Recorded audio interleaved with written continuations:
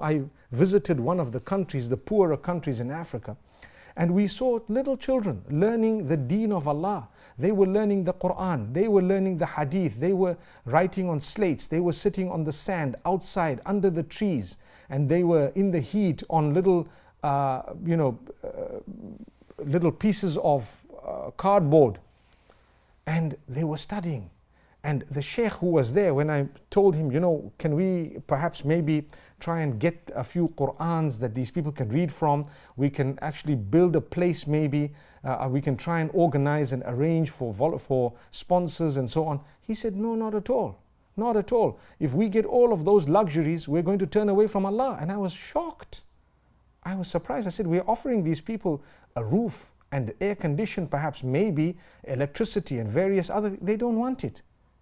And I felt so small, because he told me, you guys spend your lives preparing for this life. And we want to spend our lives preparing for the eternal life. And he continued with me. And he says, these children, we teach them the deen and the connection with Allah before we teach them about how to earn money. But I think you guys teach your children, and you're more keen on money and worldly matters than developing their link with Allah.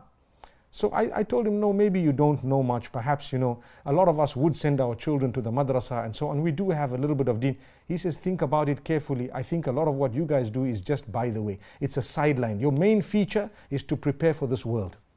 He's right. As difficult as it was for me to admit it, he's right. A lot of us in our lives, guess what? The main feature is just preparing for the dunya and the luxuries of this world. Don't you agree? So what happens?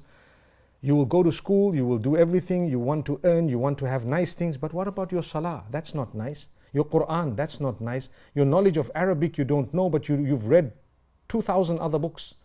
Your knowledge of the Quran you don't know, but you've read 20 massive books at university. Your knowledge of the deen of Allah, you're not even interested. It's by the way.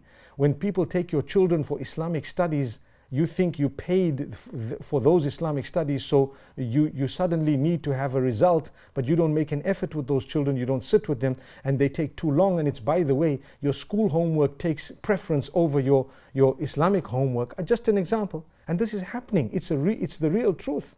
So you want to earn the love of Allah, and you're so indulged and engrossed in this world. That's what this hadith is speaking about. The hadith says, "Izhad fi dunya yuhibbuk Allah." Turn away from these things of the world, these distractions of the world. Allah will love you. Because what will happen? You make your focus the deen. Primarily when my kids, grow up, initially I should actually instill in them the deen of Allah. How am I going to do that if I don't have it myself? They need to learn the Quran, they need to know their link with Allah before they have the link with the rest, We ask Allah's goodness, we ask Allah to grant us forgiveness.